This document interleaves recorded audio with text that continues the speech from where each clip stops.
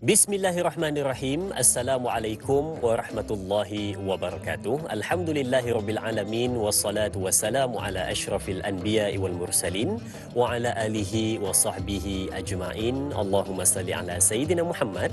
Allahumma salli ala sayyidina Muhammad. Allahumma salli ala sayyidina Muhammad wa ala ali sayyidina Muhammad. Wa ba'du. Alhamdulillah, pertama dan selamanya mari sama-sama kita panjatkan rasa syukur pada Allah Subhanahu wa taala kerana pagi yang istimewa ini kita dibangunkan, diberikan kesempatan, diberikan peluang untuk mengerjakan ketaatan kepada Allah Subhanahu wa taala. Istimewa pada hari ini, tanggal hari Jumaat penghulu pada segala hari, pada 5 Mac 2021 bersamaan dengan 21 Rejab 1442 Hijrah. Kita bersiaran secara langsung membawakan perbincangan ilmu kepada anda semua bersama Tanyalah Ustaz, biar tahu jangan keliru. Seperti biasa, kita nak bersama dengan keluarga besar Tanyalah Ustaz memberikan pencerahan dengan topik-topik bab-bab yang menarik, dan pada hari ini kita membuat perbincangan dengan topik tafsir dan taranum surah Ad-Dukhan ayat 1 sehingga ke ayat yang ke-9.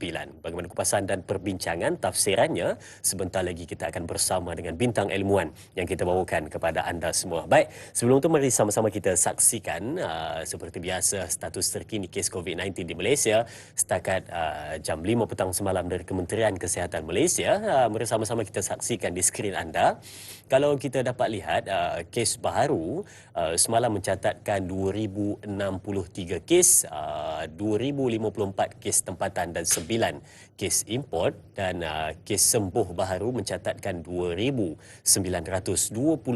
kes, dan jumlah kes yang masih aktif ada 23,161 kes, dan menjadikan jumlah kes keseluruhan 307,943 kes, dan ada juga kematian baharu dicatatkan semalam sebanyak 5 kes yang dicatatkan. Seperti biasa, terus menjaga SOP, kekal dalam keadaan mematuhi apa yang telah diperintahkan, memakai pelitup wajah dan kekalkan jarak anda supaya semuanya dapat kembali seperti sedia kala memutuskan rantaian COVID-19. Baik, kembali dalam perbincangan kita, sidang penonton bagi anda semua mungkin di rumah nak bertanyakan soalan, boleh pergi ke dua saluran kita seperti biasa.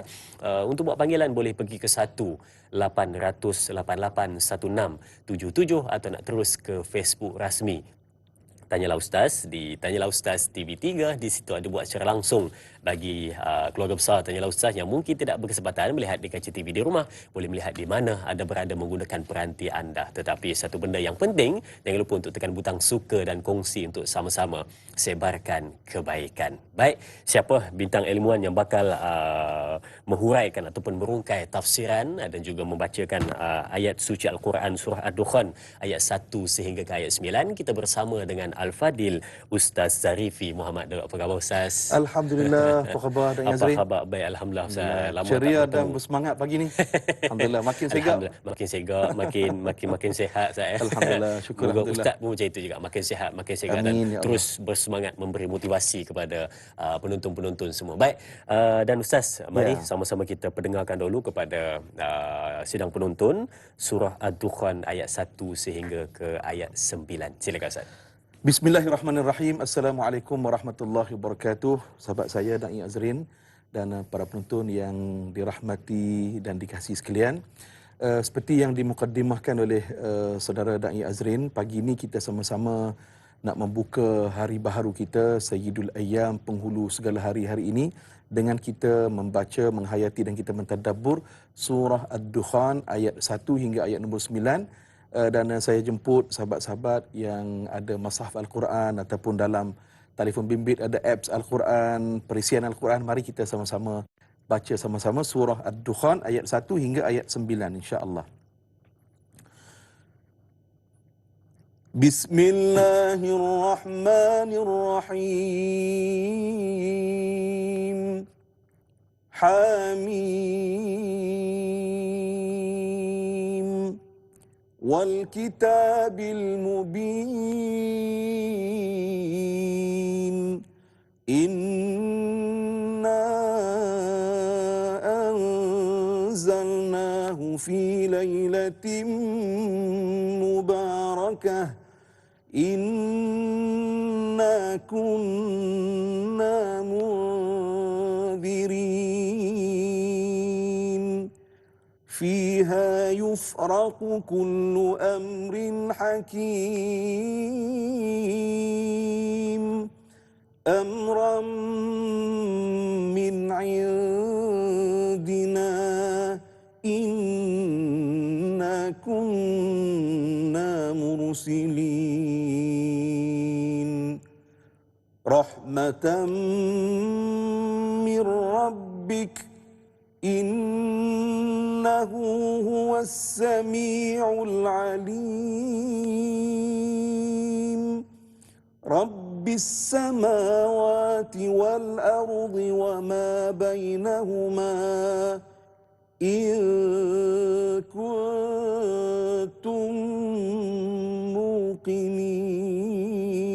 موقنين لا إله إلا هو يحيي ويميت ربكم ورب آبائكم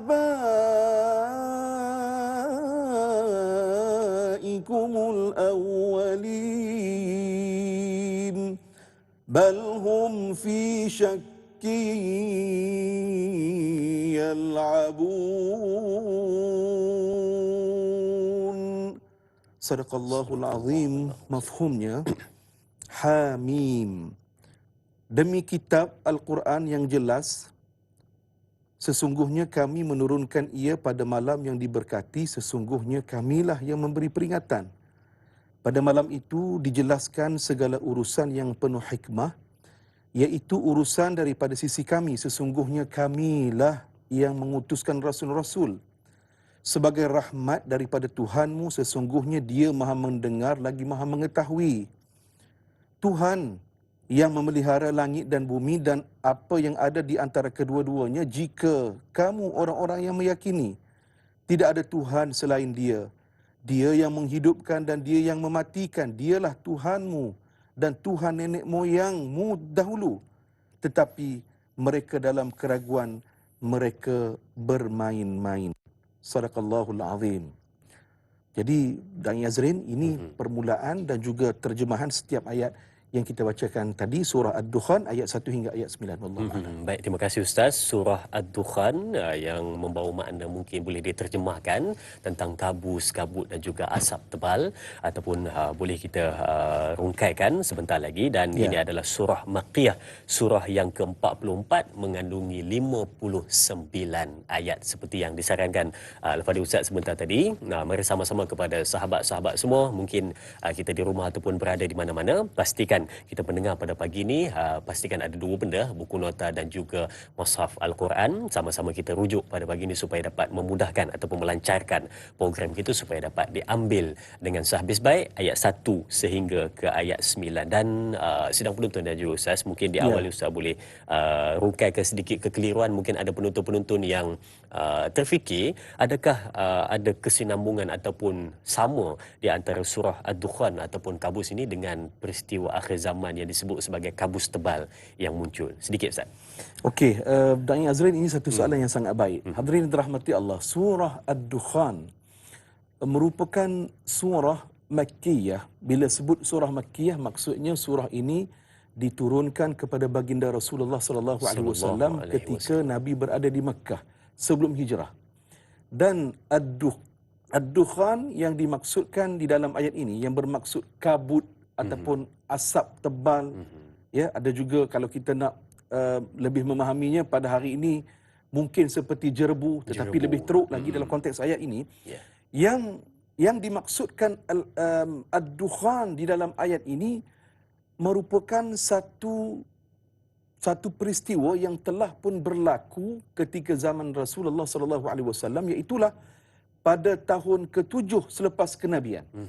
Ya, pada tahun ke-7 selepas kenabian berlaku, Allah Azza wa Jalla timpakan satu musibah kepada musyrikin Quraisy pada waktu itu, bagaimana berlaku kabut tebal, asap tebal, yang mana dalam tafsir menyatakan kalau dipandang di atas langit tak nampak langit di atas. Yang nampak hanyalah kabut tebal, asap tebal yang sangat menakutkan. Sehingga kan dalam tafsir menyatakan, apabila berlaku kabut tebal ini, jerebu tebal ini menyebabkan pada waktu itu, asap ini yang menyebabkan musyrikin Mekah pada waktu itu rasa kepanasan, ya, kemudian kebuluran, kemudian rasa sakit-sakit tekak. Maknanya menyebabkan mereka ini rasa tak selesa. Baik, hadirin rahmati Allah, surah Ad-Dukhan ini diambil daripada mana perkataan Dukhan itu? Tidak lain tidak bukan jawapannya ialah pada ayat yang ke-10. Maknanya kita akan perincikan nanti pada ayat yang ke-10 bagaimana Allah Azza wa Jalla mengatakan fartaqib yauma ta'tis sama'u bidukhanin mubin. Fartaqib yauma ta'tis sama'u bidukhanin mubin. Jadi perkataan bidukhanin mubin. Jadi perkataan dukhan itulah yang diambil ya sempenanya ataupun perkataan itu sebagai dinamakan nama surah Ad-Dukhan. Baik. Hadirin rahmati Allah, surah Ad-Dukhan ini seperti yang saya sebut tadi surah Makkiyah diturunkan kepada baginda Rasulullah sallallahu alaihi wasallam ya ketika Nabi berada di Makkah Al-Mukarramah. Dan kalau Da'i Azrin sebut tadi surah Ad-Dukhan mempunyai 59 ayat. Kalau kita turun ke bawah lagi, jumlah kalimah yang terkandung di dalam surah Ad-Dukhan berjumlah 340 kalimah. Kalau kita zoom in lagi, kita turun ke bawah lagi, kita akan mendapati terdapat 1440 huruf yang terkandung di dalam surah Ad-Dukhan yang mana kita sebut tadi 59 ayat keseluruhannya. Baik, saudara yang rahmati Allah, tentunya di dalam Al-Quran ini dia susunan ayat-ayat Al-Quran ataupun susunan surah-surah Al-Quran itu ada kesinambungan di antara satu dengan yang lain. Ada kesinambungannya. Sebagai contoh, kalau kita lihat di dalam susunan 114 surah dalam Al-Quran ini, surah Ad-Dukhan, kalau kita bermula daripada surah Al-Fatihah, kemudian surah Al-Baqarah, surah Al-Imran, surah Ad-Dukhan, sebelum surah Ad-Dukhan ialah surah Az-Zukhruf. Ya, surah Az-Zukhruf. Selepas surah Ad-Dukhan, Da'i Azrin, surah apa? Surah Jathiyah. yang telah pun kita baca, surah Al-Jathiyah kan? Kita telah pun selesai tadabburnya di dalam Tanyalah Ustaz. Baik, kalau kita tengok surah Az-Zukhruf, ia menceritakan tentang kemewahan harta benda dan kenikmatan dunia. Ya, surah Az-Zukhruf temanya tentang kenikmatan dan juga kemewahan dunia. Bagaimana dalam surah Az-Zukhruf Allah Azza wa Jal memberikan peringatan kepada manusia, kemewahan dan kenikmatan dunia ini, habuan dunia ini, janganlah ia menenggelamkan kita. Janganlah kenikmatan dan kemewahan dunia itu menjadi asbab kita lalai, kita angkuh, kita bongkak, kita lupa diri, kita terlupa yang kita ini hamba Allah Azza wa Jalla. Jangan disebabkan kenikmatan dunia itu janganlah kita jadi macam tu. Jadi itu tema di dalam surah Az-Zukhruf. Jadi yang kita naknya apa dia? Tentunya lah kekayaan harta benda itu tak salah, Da'i Azrin, tak salah. Ya.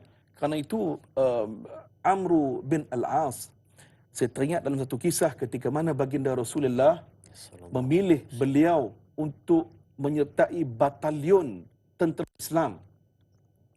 Apabila Nabi pilih Amr bin Al-As ini untuk menyertai sebagai batalion tentera dalam Islam, ya, Nabi pesan kepada Amr bin Al-As, semoga kalian seluruh tentera Islam dapat mengambil, merampas harta-harta dalam ketenteraan, dalam peperangan tersebut. Dan selepas itu ada jawapan balas yang diberikan oleh Amr bin Al-As selepas ini. Saya dah tertunggu-tunggu jawapan itu, Ustaz. Tapi kita semua nak tahu apakah jawapan yang diberikan oleh Amr Al-As untuk jawapan yang ditanyakan itu. Jadi kita berehat seketika, jangan ke mana-mana. Kembali selepas ini bersama Tanyalah Ustaz, biar tahu jangan keliru.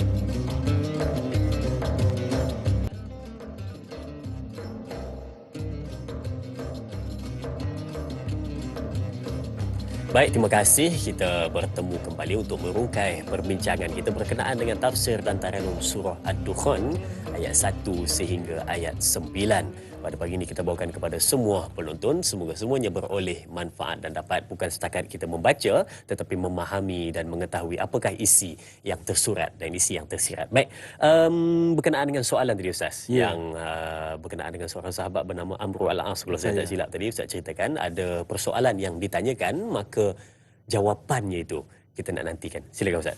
Baik, seperti yang saya sebut tadi para penonton, bagaimana Amr bin Al-As ini dipilih oleh Rasulullah sallallahu alaihi wasallam untuk menyertai batalion tentera Islam. Jadi Nabi sebut kepada Amr bin Al-As, semoga Allah Azza wa Jalla memberikan kemenangan kepada kalian dan kalian boleh membawa balik harta rampasan perang. Jadi respon balas Amr bin Al-As setelah mendengar kata-kata baginda Rasulullah itu, beliau berkata, ya Rasulullah, aku masuk Islam, aku terima Islam ini bukanlah kerana aku mahukan harta, tidak ya Rasul. Tetapi aku menerima Islam, aku berkorban untuk Islam ini adalah kerana apa? Kerana aku mahu bersama dengan kamu ya Rasulullah. Ini yang disebut oleh Amr bin Al-As. Saudara, selepas itu baginda Rasulullah sallallahu alaihi wasallam memberi maklum kepada Amr bin Al-As, sesungguhnya ni'mal malus salih 'inda ar-rajul as-salih. Kata Nabi, sesungguhnya ya, harta yang baik itu terletak pada tangan ataupun dijaga oleh lelaki yang saleh. Jadi nak ceritanya, nak kaitkan dengan surah Az-Zukhruf tadi, kekayaan itu tidak salah. Ya, kemewahan itu tidak salah. Harta benda itu tak salah, wang ringgit itu tak salah. Tetapi yang salah kalau kita salah urus ataupun kita mengambil dengan cara yang tidak patuh syariah. Ini yang jadi salah. Jadi bagaimana dalam Islam menunjukkan model-model kepada kita, ikon-ikon kepada kita yang Allah Azza wa Jalla memberikan harta kepada mereka. Contoh Nabi Allah Sulaiman alaihi salatu wassalam, ya, bertakwa kepada Allah dalam keadaan Allah memberikan kekayaan kepada baginda. Siapa lagi? Sayyiduna Abdul Rahman bin Auf, Sa'ad bin Abi Waqqas dan sebagainya. Jadi ini contoh-contoh bagaimana para sahabat walaupun mereka diberikan kekayaan tetapi mereka tidak terbabas. Baik, kerana itu para penonton yang dirahmati Allah Subhanahu wa taala sekalian, surah Ad-Dukhan ada kaitan ya dengan surah Az-Zukhruf kerana di hujung-hujung nanti pada ayat 23, 24 surah Ad-Dukhan nanti, dan pada minggu-minggu akan datang kita akan tafsir dan tadabburkan bagaimana diceritakan Fir'aun bertembung dengan Nabi Musa dan akhirnya Fir'aun ditenggelamkan di dalam laut mati itu, mati dia di dalam laut itu bersama dengan panglima-panglima Fir'aun pada waktu itu. Akhirnya mereka mati dalam keadaan kesombongan, kebongkakan. Allah memberikan hukum kepada Fir'aun dan gerombolan dia. Jadi itu kita akan perincikan nanti. Wallahu a'lam. Baik, terima kasih Ustaz. Berkenaan dengan rentetan dari surah Az-Zukhruf masuk kepada surah Ad-Dukhan dan sambungan pada surah Al-Jathiyah, ada sesuatu yang ingin disampaikan, maka setiap susunan itu membawa makna yang tersendiri. Baik, untuk kita memulakan persoalan kita nak ambil soalan pertama di Facebook Tanyalah Ustaz TV3 dari sahabat kita Puan Mazni Hasan. Baik, kita lihat soalannya. Assalamualaikum Ustaz. Katanya merujuk ayat pertama surah ini bermula dengan Ha-Mim. Kenapa ada dalam Al-Quran yang dimulakan pembukaannya dengan huruf yang tidak difahami seperti Qaf, Yasin, Alif, Lam, Mim dan sebagainya? Dan ada juga Allah memulakan dengan bersumpah dengan makhluk seperti demi kuda perang, demi waktu, demi malam dan sebagainya. Soalan saya, apakah hikmahnya di sebalik pembukaan Al-Quran dengan pelbagai keadaan seperti ini? Mohon pencerahan Ustaz. Terima kasih. Terima kasih juga Puan Mazni Hasan atas soalan yang ditanyakan berkenaan dengan pembukaan surah dengan huruf yang tidak dipahami maknanya ataupun dengan sumpah yang sumpah kepada manusia, kepada sesuatu dan juga ciptaan-ciptaan Allah. Dan sedikit Ustaz tambahan, mungkin Ustaz boleh kongsikan juga kenapa bila mana setelah disebut saja huruf-huruf yang tidak diketahui maknanya ni mesti ada perkataan Al-Quran ataupun kitab. Silakan. Baik, Allahumma salli ala Sayyidina Muhammad wa ala ali Sayyidina Muhammad. Terima kasih Puan Mazni yang bertanyakan soalan yang sangat baik. Baik, di permulaan surah tertentu, kalau kita lihat dalam surah Ad-Dukhan ini merupakan surah yang ke-25 dalam Al-Quran yang memulakan dengan huruf-huruf tertentu. huruf-huruf yang terpisah ini hamim kita sebut sebagai huruf muqata'ah. Ya. Kalau dalam surah lain, surah Al-Baqarah, alif lam mim, seperti yang dicontohkan oleh saudara Da'i Azrin tadi, contohnya surah Yasin, ya. Kemudian kaf ha ya ain sad, kan, kemudian alif Lam, lam mim, mim ra, ra. jangan baca alamari ya. Alif lam mim ra, kan. Kalau tak ada baris Ustaz, bunyi almari tu. Jadi alamari ya. Baik. Hadirin rahmati Allah Subhanahu wa taala sekalian, baik, huruf muqata'ah para ulama tafsir menyatakan ini merupakan tanda keagungan Al-Quranul Karim. Ya. Ini merupakan tanda ataupun sebahagian tanda keagungan dan mukjizat Al-Quranul Karim. Dan seperti tepat apa yang Da'i Azrin sebut tadi, kebanyakan selepas huruf-huruf muqata'ah ini, selepas itu digandingkan dengan diceritakan tentang keagungan Al-Quran. Wal kitabil mubin. Kalau dalam surah Yasin, Yasin wal Qur'anil Hakim. Kalau dalam surah Al-Baqarah, alif lam mim. Dzalikal kitabu la raiba fihi hudan lil muttaqin. Jadi maknanya gandingan itu memberikan kefahaman kepada kita bahawasanya Al-Quranul Karim merupakan mukjizat daripada Allah Azza wa Jal kepada baginda Rasulullah sallallahu alaihi wasallam dan kepada kita semua, mukjizat yang kekal sehingga hari kiamat nanti. Dan inilah memberi faham kepada kita dalam hidup kita ini mestilah kita merujuk kepada Al-Quranul Karim. Baik. Apabila kita sebut sebagai mukjizat Al-Quran ini, kita lihat Da'i Azrin sebagai contoh di dalam ayat ini. Surah Ad-Dukhan, seperti yang saya sebut tadi para penonton rahmati Allah. Surah ini turun kepada baginda Rasulullah sallallahu alaihi wasallam pada tahun ke-7 selepas kenabian. Pada tahun yang ke-7 itu ataupun pada tempoh awal itu, setelah Nabi mengisytiharkan baginda Rasulullah sebagai pesuruh Allah yang membawa risalah Islam, memang berlaku penentangan yang luar biasa. Musyrikin Makkah, ya, Quraisy Makkah ini mereka memang tentang, lawan habis-habisan dakwah Rasulullah sallallahu alaihi wasallam.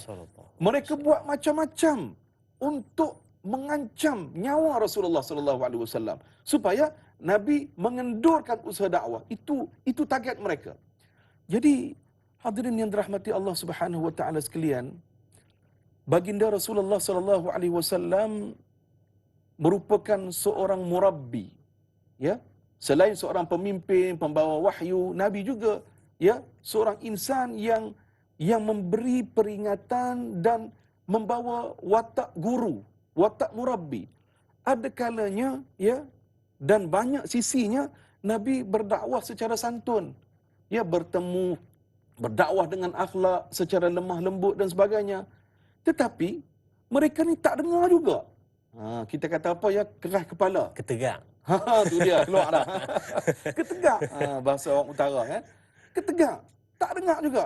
Akhirnya tentunya dalam metodologi dakwah, ada ketikanya kita berdakwah secara lembut dan ada ketikanya kita berdakwah secara tegas.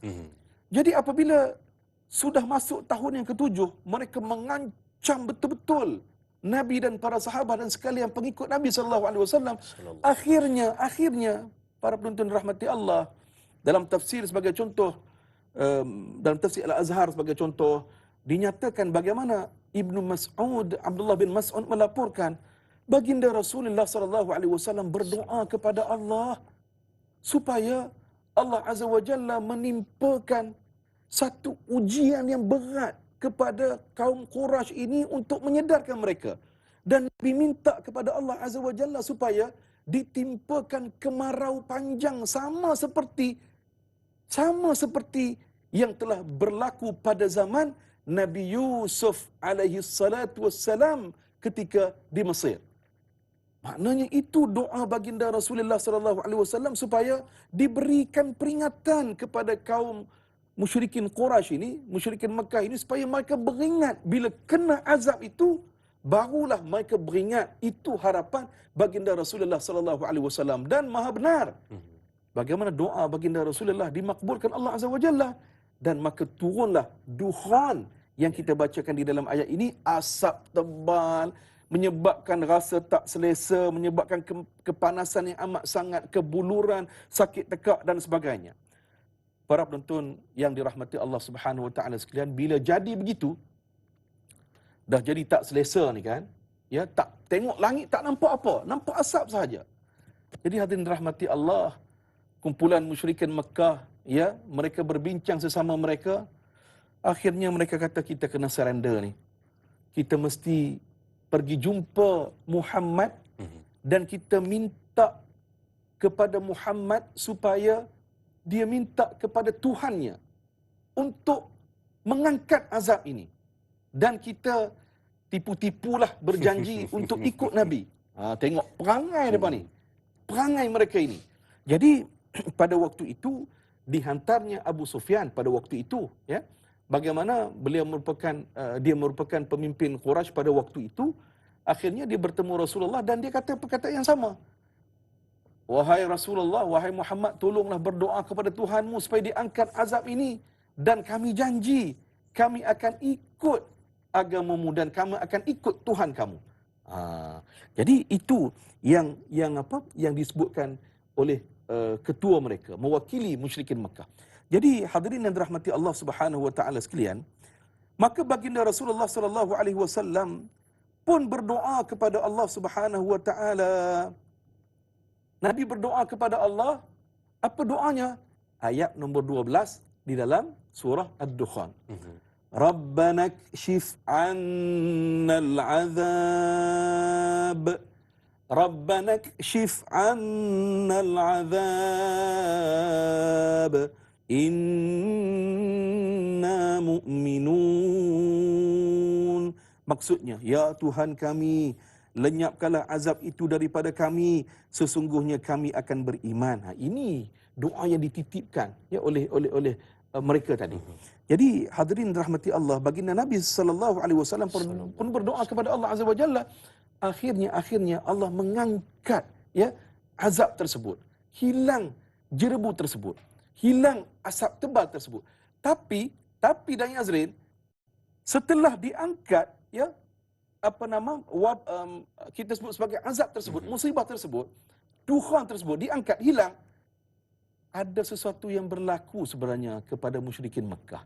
Apa yang mereka buat selepas ini kita perincikan. Baik, sesuatu yang mungkin ada yang menimpa kepada musyrikin Mekah kerana apa? Kerana mungkin disebabkan mereka sebut perkataan tadi, tipu-tipu untuk beriman kepada Allah Subhanahu Wa Taala. Dan kalau kita lihat soalan daripada Puan Madijah Hassan tadi menyebutkan juga berkenaan dengan bersumpah dengan sesuatu ciptaan Allah Subhanahu Wa Taala seperti kuda perang dan sebagainya. Itu juga mungkin memberikan isyarat pada kita supaya memerhatikan apa yang cuba disebut ataupun disampaikan oleh Allah Subhanahu Wa Taala. Baik, jom kita lihat soalan yang ketiga pada hari ini berkenaan dengan soalan yang ditanyakan oleh Pak Suli Romli. Baik, kita lihat soalannya di Facebook. Katanya, Assalamualaikum Ustaz. Soalan saya, dalam ayat kedua Allah menyebut demi kitab dan Allah menyebut mubin yang jelas dan nyata. Bagaimanakah cara untuk mentafsirkan kepada cara pemahaman yang lebih mudah? Mohon pencerahan dari Ustaz. Terima kasih. Biar tahu, jangan keliru. Terima kasih Pak Suli Romli atas soalan yang ditanyakan berkenaan dengan soalan kedua, disebutkan tentang kitab yang jelas tak, untuk pemahaman yang mudah difahami. Silakan Ustaz. Baik, terima kasih Pak Suli Romli, ya. Masya Allah, ini penonton setia kita ni, ya. Alhamdulillah, terima kasih kerana kekal menyokong kami di Tanyalah Ustaz. Baik, wal kitabil mubin, demi al-kitab, demi Al-Quran yang memberikan penjelasan. Baik, al-mubin, para ulama tafsir menterjemahkan Al-Quran itu sifatnya memberikan penjelasan yang mana yang baik dan yang mana yang buruk. Maknanya perbezaan itu diterangkan secara prinsip dan dasar oleh Al-Quranul Karim. Mana yang benar, mana yang buruk, Allah Azza wa Jalla telah perincikan ataupun telah menerangkan di dalam Al-Quranul Karim. Jadi, tentulah para penonton yang dirahmati Allah, hidup kita ini mestilah kita bersahabat dengan Al-Quran dan kita sentiasa mencari solusi terhadap setiap permasalahan hidup kita. Rujuklah kepada Al-Quranul Karim. Ya, rujuklah kepada Al-Quranul Karim sebagai contoh. Ya, kalau kita bercakap tentang isu-isu kemasyarakatan, ya, isu-isu kejiranan, perpaduan, kasih sayang dan sebagainya, jangan lupa kita membaca surah Al-Hujurat sebagai contoh. Kan bagaimana dalam surah Al-Hujurat tersebut Allah memperingatkan kepada kita jangan duk maki orang, jangan duk menggelarkan gelaran yang orang lain tak suka, ya. Jadi ini antara prinsip-prinsip yang dijelaskan dalam Al-Quran yang kita mesti ambil dan kita praktikkan dalam kehidupan kita. Kerana itu, hadirin rahmati Allah Subhanahu wa taala sekalian, Al-Quran merupakan mukjizat yang diturunkan kepada baginda Rasulullah sallallahu alaihi wasallam. Kalau kita ingat Dai Azrin, Ya. pada zaman Rasulullah sallallahu alaihi wasallam, para penonton, zaman itu ialah zaman orang minat bahasa dan sastra. Orang tergila-gilakan bahasa dan sastra. Sehingga kan pada zaman Rasulullah ada pasar khusus yang disebutkan sebagai pasar yang mana orang ramai berhimpun semata-mata nak dengar deklamasi sajak, puisi dan seumpamanya. Maknanya keseronokan dan keasyikan mereka untuk mendalami bahasa begitu tinggi sekali. Jadi Al-Quran turun untuk melemahkan bahasa-bahasa yang ada pada waktu itu. Selepas ini kita perinci. Sesungguhnya Al-Quran itu satu kitab yang jelas dan juga memisahkan di antara yang baik dan juga yang buruk, membenarkan sesuatu. Baik, sedang penonton jangan ke mana-mana, kita berehat seketika kembali selepas ini. Sama Tanyalah Ustaz, biar tahu, jangan keliru.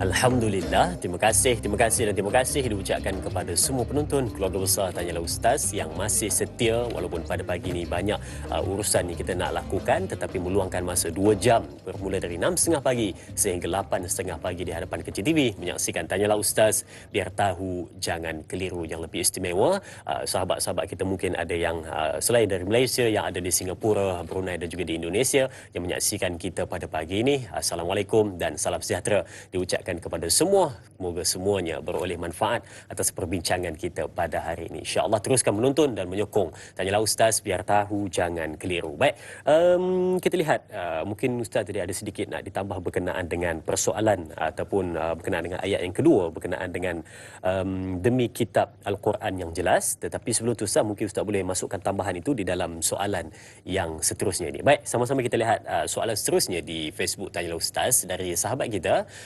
Tuan Muhammad Faizal bin Ahmad. Baik, soalannya, Assalamualaikum Ustaz, dalam ayat kedua, demi Al-Quran, kitab yang menerangkan kebenaran. Bila ditanya pada mu'alaf, ramai yang berkata mereka mendapat hidayah dengan membaca makna dan mengkaji isi Al-Quran. Tetapi Ustaz, kenapa ya kita dari kecil mengaji tetapi tidak terkesan pun dengan ayat-ayat Al-Quran, sedangkan mereka yang sebelumnya kafir senang memahami firman Allah ini? Di mana silapnya? Mohon pencerahan Ustaz. Terima kasih Tuan Faizal atas soalan yang ditanyakan berkenaan dengan ayat yang kedua, Ustaz. Silakan. Baik, terima kasih Saudara Faizal yang bertanya satu soalan yang sangat baik. Kita baca Quran lama dah. Ya, tetapi tidak terkesan. Tak terkesan. Tak datang apa dalam surah Al-Anfal ini, wajilat qulubuhum wa idza tuliyat alaihim ayatu zadatuhum imana wa ala rabbihim yatawakkalun. Surah Al-Anfal. Bagaimana kita nak datangkan bila kita baca Al-Quran, bergetar hati kita, bergetar iman kita. Tentu sekali saudara yang dirahmati Allah, kita membacanya pada masa yang sama kita mesti melihat terjemahannya supaya kita dapat memahami apakah maksud ayat tersebut. dan untuk kita memahami lagi ya apakah maksud dan konteks ayat Al-Quran tersebut, tentulah kita mesti menghadiri kelas-kelas pengajian tafsir Al-Quran ataupun tadabbur Al-Quran. Sebagai contoh, hadirin rahmati Allah, dalam surah Ad-Dukhan pada pagi yang kita tadabburkan ini, kalau kita baca terjemahan sahaja, mungkin kita tak dapat tahu, oh rupa-rupanya surah Ad-Dukhan ini ia diturunkan ketika Nabi tahun ke-7 selepas kenabian. Dan rupa-rupanya asas surah ini diturunkan kerana pada waktu itu musyrikin Makkah menyerang habis-habisan baginda Rasulullah sallallahu alaihi wasallam. Sehingga kan Nabi berdoa kepada Allah Azza wa Jal supaya diturunkan azab sebagai peringatan kepada musyrikin Makkah pada waktu itu, maka turunlah ad-dukhan itu, iaitulah asap ataupun kabut tebal. Jadi apabila kita mentadabburnya, barulah kita memahami, oh begini. Jadi saya rasa dan saya dengan rendah diri, rendah hati, saya yang kerdil ini mengesyorkan kepada sahabat-sahabat penonton sekalian, mari kita upgrade, kita tingkatkan. Yang pertama, alhamdulillah sekarang ini di Malaysia sangat imarah ya program ataupun kelas pengajian Al-Quran memperbetulkan tajwidul Quran. Alhamdulillah. Kita perbetulkan makharijul huruf, makhraj huruf ta, dha, ghain sampai herot mulut-mulut kita kan. Alhamdulillah, itu kesungguhan kita mengaji Al-Quran, dapat pahala. Itu yang dituntut dalam agama. Cuma nak lagi bagus lagi, kita angkat lagi apa dia? Setelah kita belajar tajwid, setelah kita belajar fasahah, setelah kita belajar taranum Al-Quran, tambah lagi, iaitulah kita mentadabbur ataupun menghadiri kelas-kelas tafsir supaya kita memahami Al-Quranul Karim. Baik, bila sahabat kita Tuan Faizal sebut tadi, orang bukan Islam apabila mereka membaca Al-Quran dan mereka meneliti translation Al-Quran dan mereka meneliti perbincangan berkaitan Al-Quran, akhirnya mereka jatuh hati kepada Al-Quran. Sebagai contoh para penonton yang dirahmati Allah, kalau saya boleh sebutkan, seorang ateist. Ateist ni kita fahamlah, maknanya dia tidak beriman dengan agama, tidak percaya kepada agama. Baik, apa yang berlaku? Dr. Jeffrey Lang merupakan seorang ateist di Amerika. Akhirnya tuan-tuan, mula-mula dia baca Al-Quran, dia lihat translation Al-Quran untuk mencari kesalahan dan kelemahan Al-Quran. Akhirnya dia tak jumpa kesalahan Al-Quran, yang dia jumpa apa? Dia bertemu dengan hidayah Allah Azza wa Jalla. Masuk Islam Dr. Jeffrey Lang, satu contoh. Yang kedua, saya pernah sebut di pentas Tanyalah Ustaz ini, Dr. Gary Miller dari Toronto, Canada, seorang profesor dalam bidang matematik. Dia juga sama pada awalnya, nak baca Quran, nak cari kesalahan Al-Quran. Tetapi tak jumpa kesalahan Al-Quran, akhirnya bertemu dengan Tuhan, bertemu dengan hidayah Allah Subhanahu Wa Taala, masuk Islam Dr. Gary Miller. Dan akhirnya dia tulis buku The Amazing Quran. The Amazing Quran. Dan akhirnya para penonton rahmati Allah, menariknya, mereka ini mengkaji. Dalam surah An-Nur, kalau kita lihat di sini, surah An-Nur ayat 40, surah An-Nur, dalam surah An-Nur bagaimana Allah Subhanahu wa taala menceritakan di dalam samudra, ya, di laut dalam itu rupanya ada lapisan ombak lagi di bawah itu. Dalam Al-Quran menceritakan. Sekejap nanti saya cari surah An-Nur dan kita bacakan. Surah An-Nur ayat 40, bagaimana di dalam laut dalam itu ada kegelapan lagi. Ya, di dalam laut tersebut ada lapisan ombak lagi. Jadi secara dasarnya Al-Quran menyebutkan perkara itu. Jadi perkara ini dinyatakan oleh Dr. Gary Miller dan akhirnya menyebabkan ada seorang lagi setelah membaca bukunya, dia tertanya-tanya, apakah Muhammad itu selalu ke laut? Maknanya ke laut itu maknanya pergi ke laut dalam, sehingga kan Muhammad membaca ayat ini mengetahui di samudra itu ada lapisan ombak lagi, ada kegelapan lagi di bawah itu. Apakah Nabi Muhammad pernah ke laut? Jawapannya tidak. Jadi barulah seorang lelaki ini yang bila dia baca buku The Amazing Quran tadi, dia kata sah Al-Quran ini bukan ditulis oleh Muhammad. Bukan dicipta ataupun ditulis oleh Muhammad, tetapi Al-Quran ditulis ataupun Al-Quran merupakan ayat Allah Subhanahu Wa Taala. Jadi kalau pada hari ini tuan-tuan, lahirlah kita sebut sebagai ilmu sains samudra, ya, ataupun kita sebut sebagai oceanography, ya. Jadi maknanya sains, orang-orang sains apabila mereka membaca Al-Quran, tentu sekali mereka berasa terkejut kerana secara dasar dan prinsipnya memang ada beberapa perkara penting telah pun dinyatakan di dalam Al-Quranul Karim. Itu belum lagi kalau kita bicara soal surah Al-Hadid. Surah Al-Hadid pun telah pun kita tadabburkan di pentas Tanyalah Ustaz ini dalam surah Al-Hadid itu di penghujung ayat itu, wa anzalnal hadid. Allah Ta'ala berfirman, sesungguhnya kami yang telah menurunkan besi itu.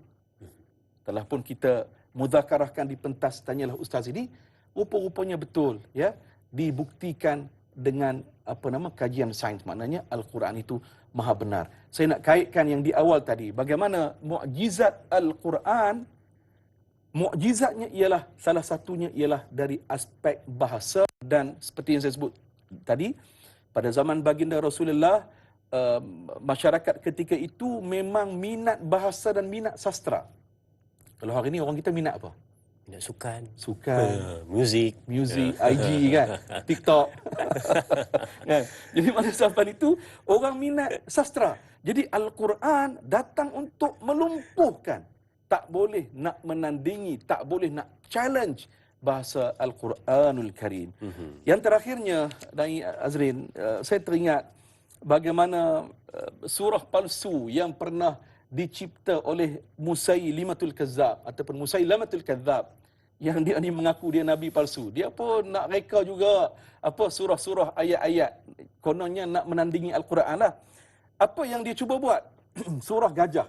Wal fil wa ma adraka mal fil lahu zulumun tawil. Gajah, siapakah kamu gajah? Tahukah kamu apa itu gajah? Lahu zulumun tawil, dia memiliki belalai yang panjang. Tengok, kan tak jadi, kan tak jadi. Nak challenge macam mana Quran? Lagi dia buat lagi.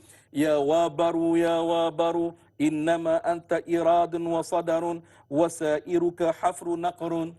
Cerita apa ni? Wahai bulu, sesungguhnya kamu hanyalah sebutan dan muncul, sedangkan keseluruhanmu adalah lubang. Allah nak cerita tentang bulu, mana jadi, tak jadi.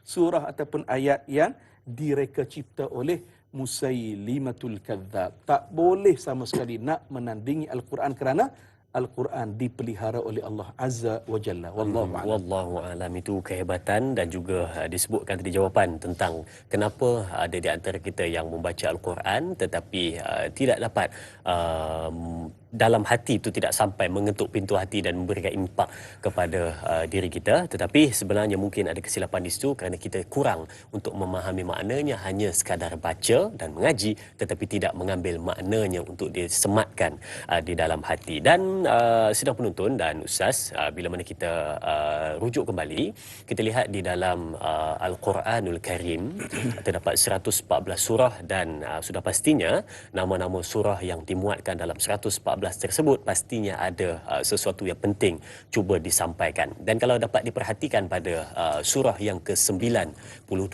yakni surah malam, surah Al-Lail, disebutkan juga tentang malam. Mungkin ada satu keistimewaan ataupun kehebatan dan ada sesuatu yang cuba disampaikan kenapa dimasukkan dalam 114, salah satunya nama surah adalah surah malam. Dan berkenaan dengan malam ini, kita nak lihat soalan dari sahabat kita, Puan Rahimah Saud, yang bertanyakan tentang malam juga. Baik, kita lihat soalannya di skrin TV anda. Kita lihat soalannya. Assalamualaikum, katanya. Maha suci Allah, ayat ketiga.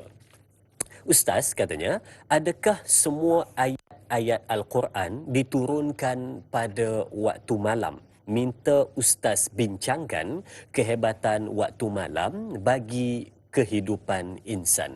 Terima kasih Ustaz dan terima kasih juga Puan Rahimah Saud atas soalan yang ditanyakan tentang malam. Ustaz, silakan. Baik, terima kasih Puan Rahimah yang bertanya. Saya ucap terima kasih kepada Puan. Tentu sekali Puan bila sebelum bertanya soalan ni Puan dah buat bacaan awal. Ya. Masya Allah, ini pelajar yang baik ni. Alhamdulillah. Mesti dapat A kalau periksa ni ya. Alhamdulillah. Baik, kalau kita tengok di dalam surah Ad-Dukhan ini para penonton ayat nombor 3, Inna anzalnahu fi lailatin mubarakah inna kunna munzirin. Sesungguhnya kami telah turunkan Al-Quran pada malam Lailatul Qadar yang diberkati. Inna kunna munzirin. Sesungguhnya kami pemberi peringatan. Baik, di dalam ayat ini jelas Allah Subhanahu wa taala menyatakan Al-Quran diturunkan pada malam yang sejahtera, malam yang penuh keberkatan. Malam apakah itu? Para ulama tafsir memperincikan malam yang dimaksudkan itu adalah malam Al-Qadar.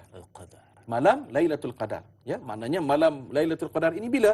Pada malam salah satu malam pada bulan Ramadan. Ya. Baik. Yang maksud diturunkan Al-Quran pada malam Al-Qadar itu, para penonton yang dirahmati Allah, ialah Al-Quran secara keseluruhannya daripada Lauh Mahfuz ke langit dunia. Maknanya itu yang dimaksudkan diturunkan Al-Quran itu secara keseluruhannya ke langit dunia itulah yang dimaksudkan pada malam Al-Qadar. Pun begitu, selepas itu peringkat yang seterusnya diturunkan Al-Quran kepada baginda Rasulullah sallallahu alaihi wasallam selama 23 tahun di Makkah dan di Madinah secara beransur-ansur. Secara terpecah-pecah dan secara beransur-ansur. Kerana dengan cara itulah menyebabkan baginda Rasulullah dan umat Islam dapat memahaminya secara berperingkat-peringkat dan dapat menghayatinya. Jadi dalam konteks ayat ini yang dimaksudkan Al-Quran diturunkan pada malam Al-Qadar itu ialah Al-Quran diturunkan secara keseluruhan ke langit dunia. Wallahu ta'ala a'lam. Baik, terima kasih Ustaz berkenaan dengan pencerahan soalan berkenaan dengan malam, yang mana mungkin ada satu keistimewaan dan disebutkan juga malam itu adalah malam Al-Qadar, Al-Quran diturunkan. Baik, sidang penonton jangan ke mana-mana, kita berehat seketika kembali selepas ini bersama Tanyalah Ustaz, biar tahu jangan keliru.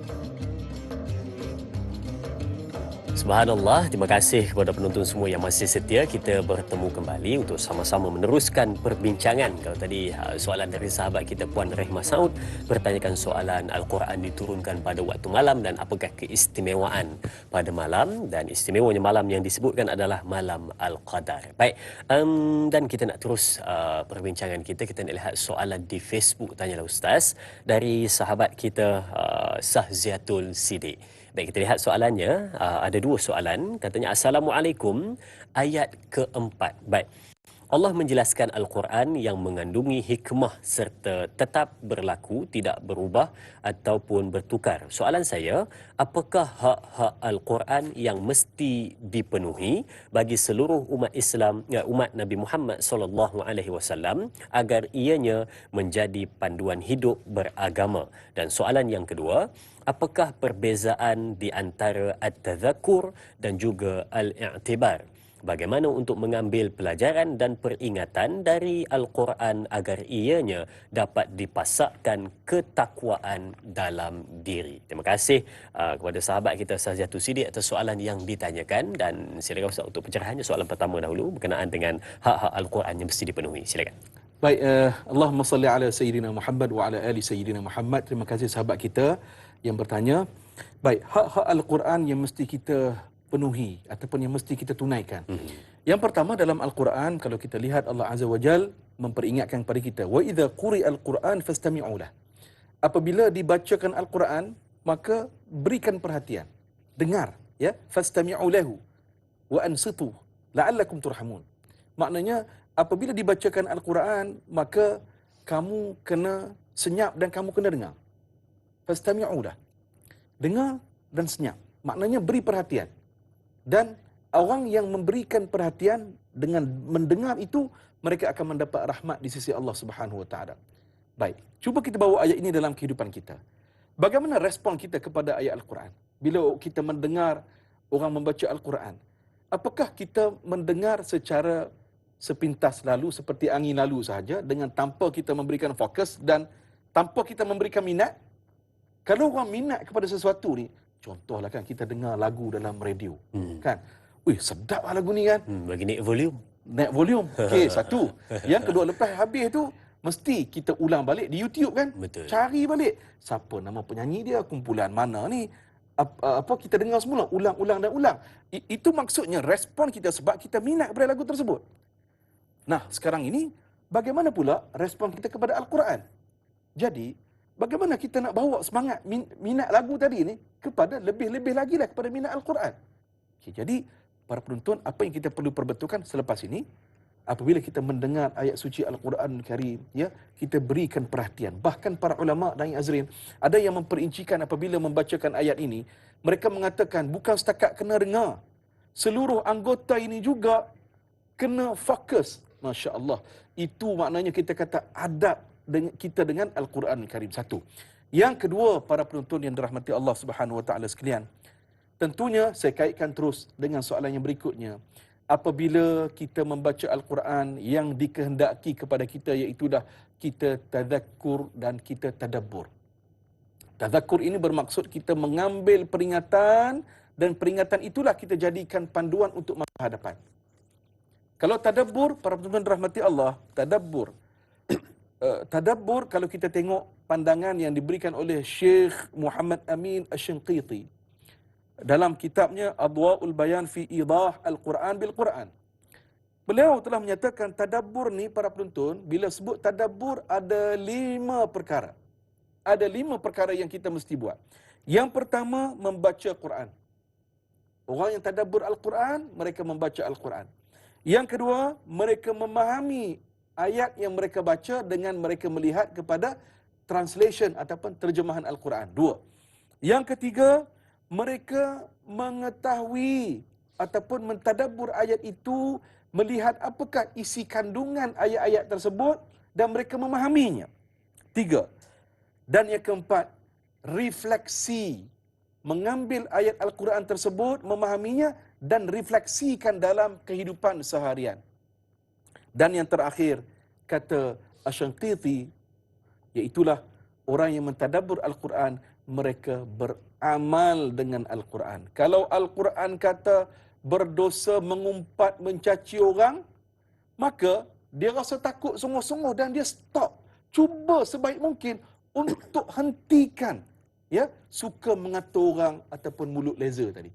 Jadi ini 5 ciri yang disebutkan oleh Syekh Asy-Shinqiti kepada kita bila dia sebut tentang tadabbur Al-Quranul Karim. Allahu a'lam. Baik, bila mana kita hanya membaca, kadang-kadang kita terlepas pandang berkenaan dengan untuk memahami makna dan juga untuk melihat isi yang tersirat di sebalik setiap ayat yang cuba disampaikan. Supaya kita dapat sesuatu, pastikan kita membaca, memahami dan melihat apa yang ada di sebaliknya. Dan bila dilihat juga pada ayat yang keempat, disebutkan juga pada malam itu dijelaskan segala urusan yang penuh hikmah. Mungkin Ustaz boleh huraikan serba sedikit berkenaan dengan apakah urusan yang diselesaikan itu, ataupun adakah urusan itu adalah penurunan Al-Quran? Sedikit Ustaz. Baik, Allahumma salli ala Sayyidina Muhammad wa ala ali Sayyidina Muhammad. Baik, pada malam Al-Qadar itu juga, para penonton, ditentukan ketetapan manusia, termasuk kita lah, ditentukan ketetapan 2 perkara, iaitulah ajal dan maut dan juga rezeki. Ya, jadi para ulama kata 2 perkara ini ditentukan pada malam Al-Qadar untuk setahun yang akan datang. Maknanya bulan Ramadan tahun ini Sehingga Ramadan akan sehingga datang. Ramadan tahun depan. Jadi maknanya pada malam Al-Qadar ditentukan ditentukan ketetapan bagi kita semua. Jadi kerana itulah hadirin rahmati Allah, ya, pada malam Al-Qadar itu kita harap kita mendapatinya, kita dapat malam Al-Qadar dengan kita memenuhkan malam tersebut dengan amalan ibadat, berdoa kepada Allah, mudah-mudahan ya kebaikan-kebaikan yang Allah tentukan kepada kita. Ya, wallahu a'lam. Wallahu alam. Dan bila Ustaz sebut tentang Ramadan, tak lama lagi Ustaz, sekarang Tak dah lama 20 dah 21 Rejab, beberapa hari saja lagi, lebih kurang dalam 1 bulan lebih saja lagi Ustaz, Masya kita Allah, sampai Allah, pada Allah, Allah. 1 bulan yang dinanti-nanti, iaitu Ramadan. Allah Baik Ustaz. Akbar. Okey, kita lihat soalan, Ya. kalau tadi soalan yang keempat, kita lihat terus pergi kepada soalan yang kelima, Baik. berkenaan dengan iaitu urusan daripada sisi kami, sesungguhnya kami lah yang mengutuskan rasul-rasul. Kita ada satu soalan di Facebook dari sahabat kita, dari Nur Dahlia Biru. Baik, kita lihat soalannya. Assalamualaikum Ustaz. Ustaz katanya, pada ayat yang kelima, sesungguhnya kamilah yang mengutuskan para rasul. Ada dua soalan. Yang pertama, adakah mengutus dalam ayat ini mempunyai dua maksud, iaitu mengutus para malaikat untuk menjalankan segala perintah yang ditetapkan dan mengutus para rasul untuk menyampaikan risalah dari Allah Subhanahu wa taala. Dan soalan yang kedua, adakah rasul-rasul terdahulu itu termasuklah Nabi Muhammad sallallahu alaihi wasallam yang diutus sebagai pembawa rahmat ke seluruh alam dan pemberi peringatan kepada manusia. Mohon pencerahan Ustaz. Terima kasih. Terima kasih Nur Dahlia Biru atas soalan yang ditanyakan. Dua soalan yang cukup cantik. Soalan yang pertama itu Ustaz berkenaan dengan mengutus itu, adakah membawa dua makna, malaikat dan juga para rasul? Ustaz, silakan. Tentu sekali ayat nombor 5 ini, inna kunna mursilin. Sesungguhnya kami Tuhan yang mengutuskan para nabi dan para rasul. Baik, seperti yang saya sebut tadi, para penonton dirahmati Allah Subhanahu wa taala sekalian, surah Ad-Dukhan memberikan satu amaran kepada musyrikin Makkah, ya, khususnya kaum Quraisy ini. Allah memberikan amaran kepada mereka supaya jangan kamu buat keingkaran kepada Allah Subhanahu wa taala, ya. Dan bagaimana Allah Subhanahu wa taala menyebutkan di dalam ayat ini, kami telah turunkan para nabi dan para rasul untuk memberikan nasihat, pengajaran, tazkirah, peringatan kepada kalian semua. Tengok rahmatnya, kasih sayang Allah Subhanahu wa taala, sebelum Allah mengazab dan sebelum Allah memberikan musibah kepada sesuatu kaum itu, Allah hantar rasul dan nabi untuk memberikan peringatan kepada mereka. Bukannya ya diazab tanpa sebab, tidak.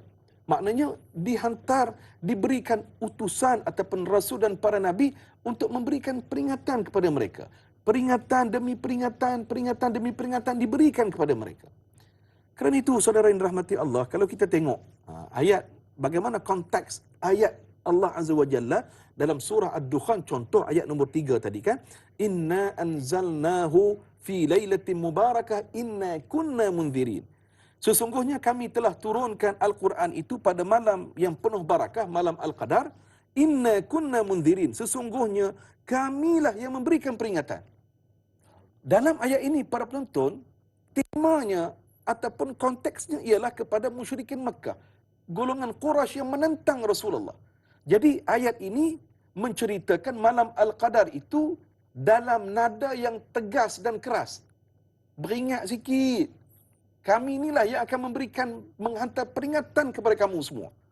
Bila cerita tentang malam Al-Qadar, tapi nada dia tegas. Cuba kita buat perbandingan surah Al-Qadar, ya, inna anzalnahu fi lailatul qadr wa ma adraka ma lailatul qadr lailatul qadri khairun min alfi syahr. Ayat surah Al-Qadar, Allah berbicara dengan orang yang beriman. Temanya, konteksnya tentang malam Al-Qadar, tetapi dengan nada yang lembut.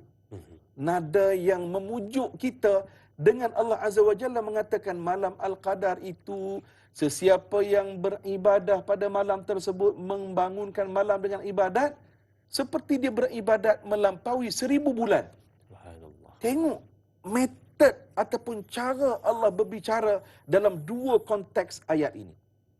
Jadi, jelaslah dalam ayat ini memperincikan kepada kita, memang Allah Subhanahu Wa Taala mengutuskan para rasul dan para nabi untuk memberikan peringatan kepada sekalian umat manusia. Baik, Dai Azrin, menariknya dalam surah Ad-Dukhan ini juga, Allah Subhanahu Wa Taala menceritakan tentang masa hadapan. Kerana itu Al-Quran bukan kitab sejarah semata-mata, ya, tetapi merupakan kitab panduan hidayah untuk kita ikut. Al-Quran menceritakan perkara yang telah berlaku. Ni macam cerita yang kita cerita, Ad-Dukhan ini telah pun berlaku pada tahun ke-7 kenabian, 1400 tahun dulu. Benda yang telah berlaku, Al-Quran dah cerita dah. Dan pada masa yang sama, Al-Quran menceritakan perkara yang sedang berlaku di dunia pada hari ini. Dan Al-Quran juga menceritakan perkara yang akan berlaku. Dan Al-Quran, apa yang dinyatakan oleh Al-Quran, maha benar. Ia pasti berlaku. Buktinya, para penonton, dalam ayat ini, seperti yang kita sebut tadi, pada di awalnya, bagaimana Allah Azza wa Jalla menurunkan Ad-Dukhan, asap tebal itu kepada musyrikin Makkah, sehingga mereka tak nampak apa-apa di langit itu melainkan asap sahaja. Kemudian mereka jumpa Rasulullah sallallahu alaihi wasallam, mohon supaya Nabi angkat tangan berdoa, tolonglah angkat azab ini, mintalah kepada Tuhan kamu, kami akan ikut kamu Muhammad, kamu akan ikut Tuhan, kami akan ikut Tuhan kamu wahai Muhammad. Jadi Nabi pun berdoa, ya, alhamdulillah diangkat azab tersebut, diangkat musibah tersebut dengan harapan Nabi. Selepas itu mereka ini datang kepada Rasulullah untuk beriman kepada Rasulullah dan beriman kepada Allah. Rupa-rupanya orang musyrikin Mekah mereka kelentong lagi dengan izin. Maknanya mereka menipu lagi. Jadi tuan-tuan yang dirahmati Allah, apabila mereka menipu Rasulullah, ya, mereka buat tipu daya tersebut, rupa-rupanya ni yang mereka minta kepada Nabi tadi, mereka kata mereka insaf, rupa-rupanya mereka tak insaf pun, mereka kembali ke perangai mereka semula. Musyrikin Mekah ini kembali kepada perangai mereka, mereka memusuhi Nabi sallallahu alaihi wasallam. Mereka tidak beriman kepada Allah. Tuan-tuan puan-puan, ayat nombor 16. Ayat nombor 16 boleh catat. Ayat nombor 16 di dalam surah Ad-Dukhan, apa kata Allah? Yauma nabtishul batshatal kubra inna muntaqimun. Ingatlah ketika kami ketika menghentam pada hari dengan satu hentaman yang besar. Sesungguhnya kami yang memberikan balasan tersebut. Allah Subhanahu Wa Taala menyatakan, setelah orang musyrikin Mekah mereka ingkar kepada Allah Subhanahu Wa Taala, jaga-jaga. Allah Taala kata jaga-jaga, satu hari nanti kami akan memberikan hentaman yang sangat kuat kepada mereka pada hari besar nanti. Kamilah yang memberikan balasan tersebut. Tuan-tuan, apa yang diturunkan oleh Allah, ayat nombor 16 ini, rupa-rupanya maha benar Allah berlaku 7 ataupun 8 tahun selepas itu. Iaitulah berlakunya peperangan Badar Al-Kubra. Maknanya pada peperangan Badar Al-Kubra yang berlaku 7 ataupun 8 tahun selepas Ad-Dukhan ini, betul kata Allah, maha benar kata Allah, pada waktu itu, ya, sekitar 70 pemimpin kanan Quraisy, ya, musyrikin Mekah, ditewaskan ataupun mati di dalam peperangan Badar Al-Kubra itu. Tengok konteks ayat ni para penonton rahmati Allah. Allah Ta'ala sebut perkataan ini maha benar, ia berlaku 7 ataupun 8 tahun selepas itu. Wallahu a'lam. Baik, terima kasih Ustaz untuk pencerahan berkenaan dengan ayat yang kelima, menyebut tentang iaitu urusan daripada sisi kami, sesungguhnya kamilah yang mengutuskan rasul-rasul untuk membenarkan. Dan kata Ustaz sebentar tadi, bila mana Allah nak datangkan sesuatu azab, dan pastinya Allah akan utuskan rasul dan nabi sebagai pemberi peringatan, tetapi bukanlah diberi terus azab musibah, tersebut azab, ataupun ya. musibah tersebut, sebaliknya didatangkan dulu Rasul dan juga Nabi sebagai pemberi peringatan dan juga nak menegur atas kesilapan yang berlaku. Baik Ustaz, soalan pada ayat yang ke-6 Ustaz. Ya. Kita lihat ayat yang ke-6 dari sahabat kita Izara. Baik, kita lihat soalannya. Assalamualaikum Ustaz. Ayat ke-6. Baik. Apakah menerangkan tugas Rasul hanya untuk menyampaikan rahmat dari kalam Allah Subhanahu wa taala, dan Allah Maha mengetahui hamba-hambanya yang mengambil pelajaran dan iktibar dalam Al-Quran? Apakah seseorang itu beramal dengan kandungan Al-Quran tersebut? Dan soalan yang kedua, bagaimana hukum sekiranya seseorang itu hanya mentadabbur Al-Quran untuk melahirkan kefahaman, untuk melahirkan ketakwaan tanpa al-qiraah? Mohon perkongsian ilmu dari Ustaz. Terima kasih. Terima kasih juga kepada sahabat kita Izara atas soalan yang ditanyakan. Baik Ustaz, silakan untuk soalan yang pertama. Apakah menerangkan tugas Rasul hanya untuk menyampaikan rahmat dan kalam Allah? Silakan. Baik, terima kasih sahabat kita yang bertanya. Rahmatan min rabbik. Bagaimana rahmah itu kembali menerangkan bagaimana Allah Subhanahu wa taala telah mengutus para rasul dan para nabi. Itulah merupakan rahmat daripada Allah Subhanahu wa taala. Maknanya kita menjadi umat Muhammad, ya, merupakan rahmat kasih sayang Allah Subhanahu wa taala. Kerana baginda Rasulullah sallallahu alaihi wasallam yang memberikan penerangan kepada kita. Begitulah umat-umat terdahulu pun, maknanya setiap mereka diberikan rahmat oleh Allah kerana mereka dikurniakan para nabi dan para rasul untuk menerangkan agama, menerangkan kehidupan kepada mereka. Jadi apa yang penting kepada kita, saudara muslimin muslimat, para penonton rahmati Allah, tentunya dalam konteks kita hari ini, ya, Ustaz, kita nak dahulukan yang mana Ustaz? Nak baca bagi khatam ke ataupun nak faham? Nak baca terjemahan saja ke ataupun tak perlu baca yang al-qiraah tadi kan? Baik, pada saya tuan-tuan dan puan rahmati Allah, kita bergerak seiringan. Ya. Bacaan Al-Quran kita mesti baca. Jadikan bacaan harian secara konsisten, istiqamah. Kalau kita boleh baca sehari, kita boleh baca satu muka surat konsisten, ya. Alhamdulillah, sebulan dah 30 muka surat dah kita baca. Dan pada masa yang sama, selain kita membaca Al-Quranul Karim, jangan lupa kita mentadabbur Al-Quranul Karim. Cadangan saya, tuan-tuan dan puan, kita nak mentadabbur Al-Quranul Karim, kita tadabburlah ayatnya, jangan banyak sangat. Mungkin ambil 5 ayat sehari, kita tadabbur, lihat apa maknanya. Ya, esok kita ambil 5 ayat pula. Ataupun kalau kita boleh mulakan dengan surah-surah yang kita familiar. Contoh surah Al-Mulk, kita duk baca malam-malam sebelum tidur kan. Surah Yasin, surah Al-Kahfi. Jadi kita baca pelan-pelan, kemudian tengok maknanya, tadabbur 5 ayat sehari. Itu cantik dah. Kerana itu Sayyidina Umar Al-Khattab, beliau membaca surah Al-Baqarah berbelas-belas tahun. Nak ceritanya, membaca dengan tadabbur. Mudah-mudahan Al-Quran menjadi petunjuk kompas hidup kita. Wallahu a'lam. Wallahu a'lam. Al-qiraah dan juga mentadabbur biar ia seiringan supaya dapat apa yang kita mahukan daripada pembacaan dalam Al-Quran tersebut. Baik sidang penonton, kita berakhir di sini dahulu di TV3, sambungan 30 minit di TV9. Teruskan menonton Tanyalah Ustaz, biar tahu jangan keliru.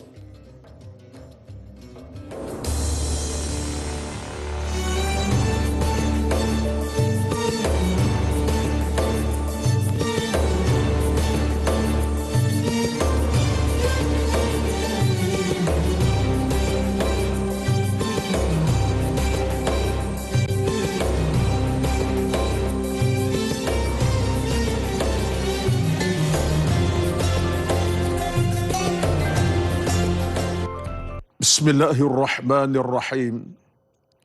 Allahumma inna na'udzu bika minal barasi wal jununi wal judhami wa min sayyil asqami.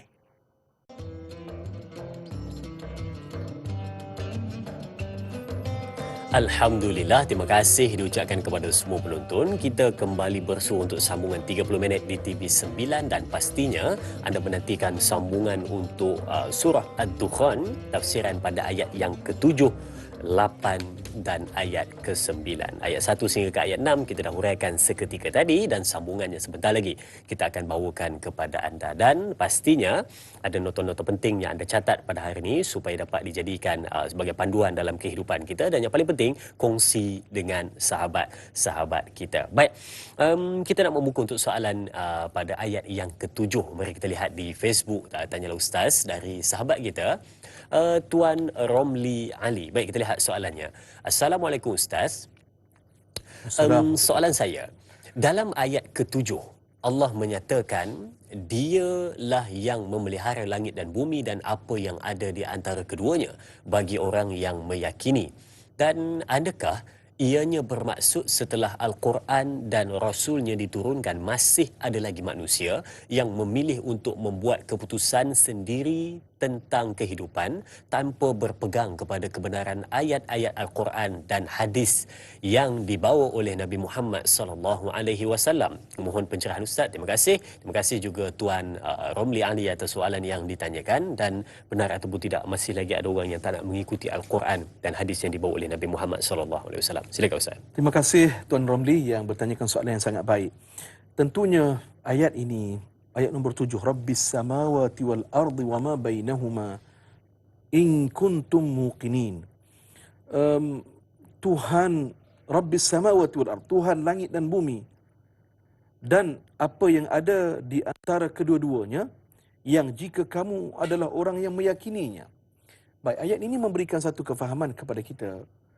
Tentu sekali apabila kita memandang alam, kita mentadabbur alam, ya, lihat langit, lihat bumi, lihat pertukaran siang dan malam, sepatutnya ia mendatangkan rasa takut kita dan rasa yakin kita kepada Allah Subhanahu Wa Taala bahawa Allah, ya, pengatur alam raya ini. Ya, jadi di situ letak duduknya akidah kita sepatutnya. Jadi dalam surah Ad-Dukhan ini Allah Subhanahu Wa Taala antara lain memberikan peringatan kepada kita. Apabila datang peringatan kepada kita dalam konteks ayat ini, iaitulah Ad-Dukhan, bila datang asap kabut tebal kepada kamu, hati-hati, mungkin itu adalah peringatan terakhir kepada kita. Kita nak bawa ayat ini ke dalam kehidupan kita. Mungkin pagi ni tuan-tuan, ya, bila masuk pejabat, ya, ataupun kita bertemu dengan mak ayah kita, contoh, ataupun kita bertemu dengan sahabat taulan kita, tiba-tiba sahabat kita ni, Azrin dan Azrin, dia nasihat kat kita. Dia beri nasihat kepada kita, dia tegur sesuatu kat kita. Mak, aku nak cakap pun salah, tak cakap pun salah, bila nak bayar hutang aku. Contoh kan. Kita pun jadi nak marah. Kan? Relax dulu. Tangguh dahulu nak marah tersebut. Kerana apa? Boleh jadi itu tazkirah terakhir kepada kita untuk hari ini, malam ini ataupun tengah malam ini, 12 tengah malam, kita telah kembali ke rahmatillah. Kita meninggal dunia. Mungkin itu merupakan peringatan nasihat terakhir kepada kita. Jadi, apa yang kita nak bawa ayat ini dalam konteks kehidupan kita, para penonton, iaitulah kita mesti sentiasa menghargai nasihat, tazkirah yang diberikan kepada kita. Dan kita mesti berlapang dada dengan setiap tazkirah yang diberikan kepada kita, dan kita cuba buat penambahbaikan dan pembetulan kepada hidup kita. Kerana apa? Kita yakin sungguh Allah Subhanahu Wa Taala yang akan membalas setiap amal-amal yang kita buat di atas dunia ini. Yang baik akan dibalas dengan pahala kebajikan, dan yang buruk akan dihukum oleh Allah Subhanahu Wa Taala di hari akhirat nanti kalau kita tidak bertaubat kepada Allah Subhanahu Wa Taala. Para penonton, kalau kita lihat bagaimana para sahabah, para tabi'in, ya, para salafus salih, orang-orang terdahulu daripada kita, orang-orang yang beriman ini, mereka betul-betul menjaga diri mereka sebab mereka yakin sungguh kepada Allah Subhanahu Wa Taala. Sebagai contoh, tuan-tuan dan puan rahmati Allah, Abdullah ibn Al-Mubarak. Abdullah ibn Al-Mubarak ini, para penonton, merupakan seorang yang berilmu, ahli fiqahnya, ahli hadisnya, ya, dia orang yang berilmu. pada masa yang sama Allah Subhanahu wa taala memberikan sedikit kelebihan kepada Abdullah ibn al-Mubarak ini. Apa dia? Dia merupakan orang yang banyak harta, hartawan. Tetapi dan Azrin dan para penonton, Abdullah ibn al-Mubarak ini hebatnya dia bagaimana? Pada satu hari ketika mana dia nak pergi ke Makkah untuk menunaikan haji, dan pada waktu itu haji bagi dirinya hukumnya sunat, sebab tahun-tahun sebelum itu dia telah mengerjakan haji. Maknanya haji yang wajib ataupun fardu bagi dia dah selesai, yang dia nak pergi ni haji hukumnya sunat. Baik, dalam perjalanan ketika Abdullah ibn al-Mubarak singgah satu tempat kota Baghdad, dia singgah sekejap.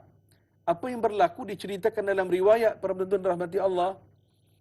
Dia terpandang seorang wanita yang sedang mengais-ngais sesuatu. Ya, sedang dalam timbunan sampah macam duk cari-cari sesuatu. Ya, macam duk kuis-kuis, ya, mengais-ngais sesuatu, macam mencari benda. Jadi Abdullah ibn al-Mubarak bila melihat wanita tersebut, dia pun pergi dekat lagi lah nak tengok apa yang dia cari. Rupa-rupanya hadirin rahmati Allah, dalam riwayat menyebutkan wanita ini rupanya dia sedang mencari makanan dan akhirnya dia jumpa bangkai seekor itik. Dia jumpa bangkai seekor itik, dia angkat dan dia cabutlah apa nama bulu-bulu itik tadi ni. Jadi Abdullah ibn al-Mubarak bila dia memandang wanita ini, dia tanya, puan nak buat apa dengan bangkai ni, nak makan ke? Jadi Abdullah ibn al-Mubarak kata, puan, ya, ataupun apa, begitulah ya panggilannya, adakah puan tak tahu yang kita orang Islam tak boleh makan bangkai, haram, tak boleh makan bangkai? Para penonton, apa jawapan wanita ini? Dia kata, tuan, saya tahu kita tak boleh makan bangkai, haram, saya tahu, tetapi apakan daya, saya dan anak-anak dah tak makan berminggu-minggu. Tak makan berminggu-minggu, tak ada benda yang kami nak makan. Suami saya pun telah meninggal dunia. Jadi ini saja yang kami boleh makan. Para penonton, Abdullah ibn al-Mubarak, seorang insan yang hatinya sangat bertakwa kepada Allah. Bila melihat orang miskin seperti ini, hatinya sangat tersentuh. Dan bukan setakat tersentuh, beliau buat satu keputusan apa? Beliau telah mendermakan duitnya 1000 dinar kepada wanita tersebut. Dia bagi 1000 dinar, nah puan, ambillah duit ni untuk belanja anak-anak dan puan untuk makan dan apa menyara keluarga. Ambillah duit ni. Dan para penonton rahmati Allah, Abdullah ibn al-Mubarak telah menangguhkan ataupun membatalkan hasratnya untuk menunaikan haji pada tahun tersebut. Tengok, orang yang bertakwa, orang yang takut kepada Allah, mereka memandang harta itu bukan milik sepenuh dirinya, tetapi harta kekayaan itu adalah peluang untuk buat amal kebajikan dan berkongsi kebahagiaan, membantu orang yang memerlukan. Jadi akhlak ataupun sikap seperti inilah yang kita nak ikut seperti Abdullah ibn al-Mubarak. Wallahu a'lam. Wallahu a'lam. Al-Quran dan hadis yang dibawa oleh junjungan besar Nabi Muhammad sallallahu alaihi wasallam sebagai penyuluh hidup, panduan dan meningkatkan ketakwaan kita. Baik, kita berehat seketika, kembali selepas ini bersama Tanyalah Ustaz, biar tahu jangan keliru.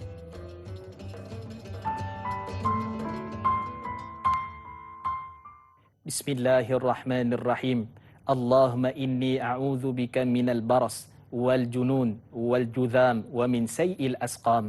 Ya Allah, ya Tuhan kami, lindungilah kami daripada penyakit sopak, penyakit gila, penyakit kusta dan penyakit-penyakit yang membahayakan. Walhamdulillahirabbil alamin.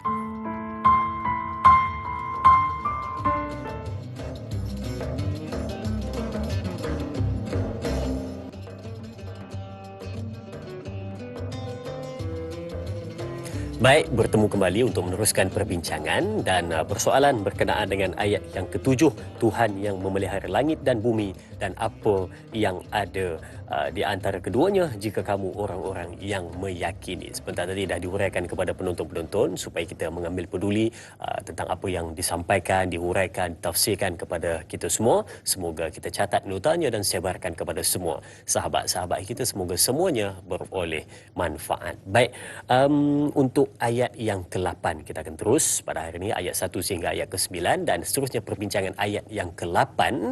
Kita lihat soalannya di Facebook. Tanyalah Ustaz. Baik, kita lihat soalannya dari sahabat kita Puan Masrifah No Jamain. Baik, soalan Assalamualaikum. Ayat 8 persoalan saya. Orang yang melakukan perkara khurafat, syirik, sihir dan santau, adakah jelas tiada kebergantungan sepenuhnya kepada Allah Subhanahu wa taala? Adakah seolah-olah ia ingin menguasai manusia dengan ilmu kesyirikannya? Mohon pandangan Ustaz. Terima kasih. Terima kasih juga Puan Masrifah No Jamain atas soalan yang ditanyakan berkenaan dengan ayat yang ke-8. Tidak ada Tuhan selain Dia, Dia yang menghidupkan dan yang mematikan, Dialah Tuhanmu dan Tuhan nenek moyangmu terdahulu. Silakan Ustaz. Baik, terima kasih Puan yang bertanya tadi tentang sihir, ya, percaya kepada khurafat. Jadi perkara inilah yang kita mesti membebaskan diri kita daripada perkara-perkara khurafat, tahyul, azimat. Khurafat ini kita mesti buang dalam keluarga kita.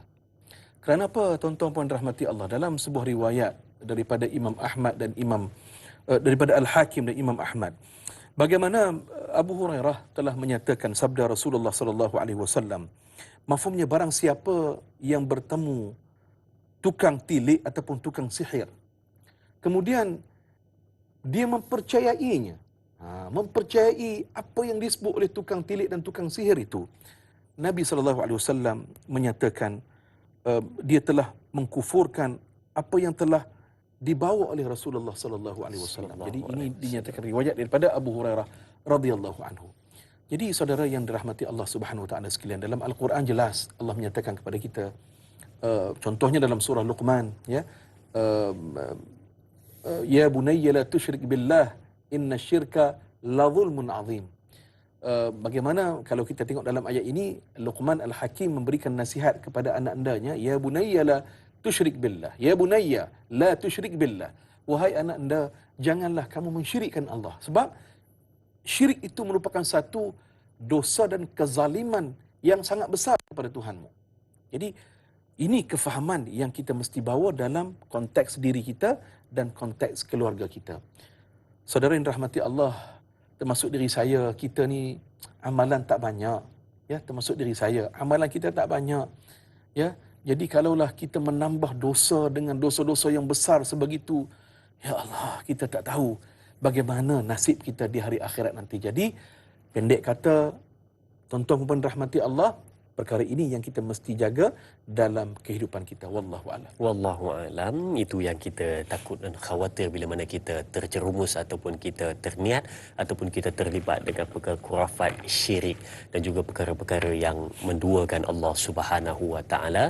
Ingatlah pesan, faman kana yarju liqa rabbih falyamal amalan salihan wala yusyrik bi ibadati rabbih ahada. Siapa yang mengharap pertemuan yang baik dengan Tuhannya, jangan syirik dan banyakkan amal soleh. Baik, untuk ayat yang ke-9, okay, ayat yang terakhir untuk perbincangan pada hari ini dan sambungan esok pada ayat yang seterusnya. Ayat yang ke-9 menyebutkan tentang tetapi mereka dalam keadaan keraguan dan mereka bermain-main. Ini satu perkara juga yang patut kita nak tahu apakah tafsirannya, dan kita kaitkan dengan perbincangan soalan dari sahabat kita Kasih Nurul Shah. Baik, kita lihat soalannya.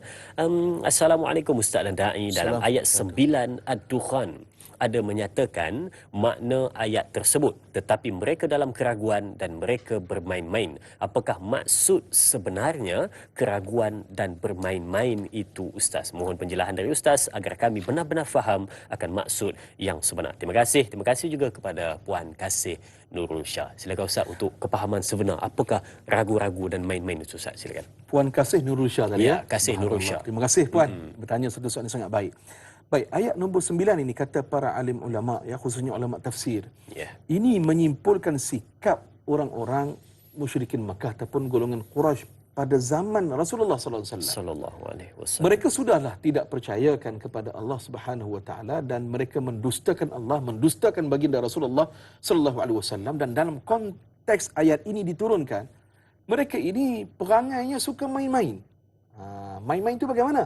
Tadi kan apabila ad-dukhan ataupun dukhan itu diturunkan azabnya, musibah itu diturunkan oleh Allah Subhanahu wa taala kepada mereka, lalu semata-mata untuk melepaskan diri daripada musibah tersebut, mereka sanggup menipu, main-main dengan Rasulullah sallallahu alaihi wasallam. Mereka kata, "Wahai Rasul, mintalah kepada Tuhan kamu supaya diselamatkan, dibebaskan daripada azab musibah ini. Kami akan ikut kamu dan kami akan beriman dengan Tuhan kamu." Itu janji mereka. Tetapi yang kata main-main ni, apabila Allah Subhanahu wa taala mengangkat musibah tersebut, selepas itu mereka tidak datang pun kepada Rasulullah sallallahu alaihi wasallam. Maknanya bila susah baru cari Rasulullah sallallahu alaihi wasallam. Ya, bila susah baru cari baginda Rasulullah sallallahu alaihi wasallam. Dan kalau kita tengok pada tahun ke-5 selepas kenabian, tahun ke-6 selepas kenabian, ya sekitar itu, mereka tak pernah pun ya datang untuk bertemu dengan Rasulullah dengan cara yang santun sebegitu. Ini golongan hardcore lah, hardcore Quraisy ni. Apa yang mereka buat? Mereka ancam, ugut macam-macam kepada Rasulullah sallallahu alaihi wasallam. Jadi ayat ini kita bawa dalam kehidupan kita, tuan-tuan puan-puan dirahmati Allah. Bagaimana refleksinya, bagaimana tadabburnya apabila kita telah mendapat titik kesedaran untuk berubah. Yang pertama, ucapkanlah syukur kepada Allah Subhanahu wa taala. Itu tandanya Allah sayangkan kepada kita. Allah hadirkan titik pertemuan rasa insaf di dalam diri kita. Yang kedua, hargailah hidayah dan taufik tersebut. Maka pegang betul-betul hidayah dan taufik tersebut. Usah undur ke belakang lagi. Usah undur ke belakang lagi. Terus kita didik diri kita menjadi insan yang lebih baik daripada semalam. Ini dalam konteks kita nak buat perubahan dirilah, ya Da'i Azrin. Ya. Apabila ya kebetulan ya kita baca buku ataupun kita dengar tazkirah, tiba-tiba kita rasa ayat tersebut memang kena betul-betul kat kita. Dan lalu timbul rasa perubahan, nak buat perubahan diri, maka teruskanlah konsisten ya untuk kita berubah. Itu tanda Allah sayang kepada kita, dan mungkin ya itu hadirnya rasa insaf itu ialah hasil doa ibu dan ayah kita. Kan? Mungkin ibu dan ayah kita dah doa lama dah kat kita. Yang sejak kita sekolah mendengar lagi. Sejak kita kecil lagi, mak dan ayah doakan kebaikan kepada kita. Jadi, mungkin asbab doa mak dan ayah kita lah Allah hadirkan rasa keinsafan itu. Jadi, jangan kita sesekali bermain-main, ya, ataupun kita, apa kita sebut, ada tawar-menawar. Janganlah begitu. Biarlah bila kita dapat sesuatu hidayah dan taufik itu, kita bersyukur kepada Allah dan kita buat perubahan, kita jadi insan yang lebih baik daripada semalam. Wallahu a'lam. Baik, terima kasih Ustaz untuk pencerahan berkenaan dengan ayat yang ke-9, yang mana mereka tetap dalam keadaan ragu-ragu dan bermain-main, yang mana mempersendakan gurau dalam agama. Itu satu perkara yang sangat dilarang dan patut kita jauhi. Kata Ustaz sebentar tadi, hargailah dan juga bersyukurlah dengan nikmat keinsafan dan juga keimanan yang telah kita ada selama ini. Maka peliharalah dan jagalah, jadilah seorang insan yang benar-benar menjadi manusia yang taat dan penuh ketakwaan kepada Allah Subhanahu wa taala. Baik, Ustaz, daripada ayat 1 sehingga ayat yang ke-9, mungkin ada sesuatu yang Ustaz boleh simpulkan sebagai pelan tindakan untuk penonton semua. Silakan Ustaz. Baik, saudara penonton dirahmati Allah Subhanahu wa taala sekalian, pelan tindakan yang pertama, ad-dukhan yang dimaksudkan di dalam surah ad-dukhan ini merupakan satu kisah yang telah pun berlaku pada zaman Rasulullah, secara tepatnya iaitulah pada tahun ke-7 selepas kenabian. Dan ad-dukhan yang dimaksudkan di dalam surah ini, ia tidaklah membawa maksud ad-dukhan alamat as-sa'ah. Ad-dukhan ataupun asap tebal sebagai tanda-tanda besar kiamat. Bukan yang itu. Ya, itu yang pertama. Dan yang kedua, tentunya saudara yang dirahmati Allah Subhanahu wa taala sekalian, Pelan tindakan yang kedua, tentunya di dalam kehidupan kita ini, kita mesti sentiasa mencari tazkirah dan peringatan untuk memperbetulkan diri kita. Beruntunglah orang yang sentiasa mengambil peringatan dan membuat perubahan. Kerana di dalam hujah, dalam dalil menyatakan sesungguhnya tazkirah, peringatan itu akan memberikan kebaikan kepada orang-orang yang beriman. Itu perkara yang kedua. Dan perkara yang ketiga, saudara penonton dirahmati Allah, tentunya di dalam hidup ini kita mesti sentiasa kembali kepada kompas hidup kita, iaitulah Al-Quranul Karim. Di dalam Al-Quran telah diceritakan peristiwa lampau, peristiwa sekarang dan peristiwa yang akan datang. Maka beruntunglah bagi orang yang sentiasa mengambil pengajaran daripada Al-Quranul Karim. Wallahu a'lam. Wallahualam. 3 pelan tindakan dan juga kesimpulan ringkas Ustaz berikan kepada kita tadi. Pastikan anda catat sehabis baik dan buat sesuatu tindakan untuk merubah diri kita. Dan silakan Ustaz untuk doa ringkas bagi penutup kita. Ustaz, silakan. Bismillahirrahmanirrahim. Alhamdulillahi Rabbil Alamin. Wassalatu wassalamu ala sayyidil mursalin. Sayyidina Muhammadin wa ala alihi wa sahbihi ajma'in. Amin. Allahumma ghfir lana dhunubana walwalidina warhamhum kama rabbawna sighara. Allahumma inna nas'aluka ilman nafi'a wa rizqan tayyiba wa amalan mutaqabbala. Ya Allah, pada pagi Jumaat yang penuh barakah Sayyidul Ayyam, penghulu segala hari ini, ya Allah, Engkau terimakanlah, anugerahkanlah kepada kami ilmu-ilmu yang bermanfaat. Ya Allah, Engkau anugerahkanlah kepada kami rezeki yang halal dan baik. Dan ya Allah, Engkau terimakanlah segala amal-amal kami. Rabbana hablana min azwajina wa dhurriyyatina qurrata a'yun waj'alna lil muttaqina imama. Amin. Rabbana atina fid dunya hasanah wa fil akhirati hasanah wa qina adzaban nar wa qina adzaban nar wa qina adzaban nar. Wa sallallahu ala sayyidina Muhammad wa ala alihi wa sahbihi ajma'in. Walhamdulillahi rabbil alamin. Amin, amin. Ya Rabbal Alamin. Terima kasih diucapkan kepada Al-Fadhil Ustaz dan terima kasih diucapkan kepada semua keluarga besar Tanyalah Ustaz, sidang penonton. Dan jangan lupa esok bersama sekali lagi dengan bintang ilmuwan Ustaz Zarifi Muhammad Daud, digandingkan bersama dengan moderator Da'i Luqman dengan topik tafsir dan taranum surah Ad-Dukhan dalam ayat 10 hingga ayat yang ke-17. Terima kasih diucapkan kepada semua. Teruskan menonton Tanyalah Ustaz, biar tahu, jangan keliru. Sekian. Assalamualaikum warahmatullahi wabarakatuh. Waalaikumsalam.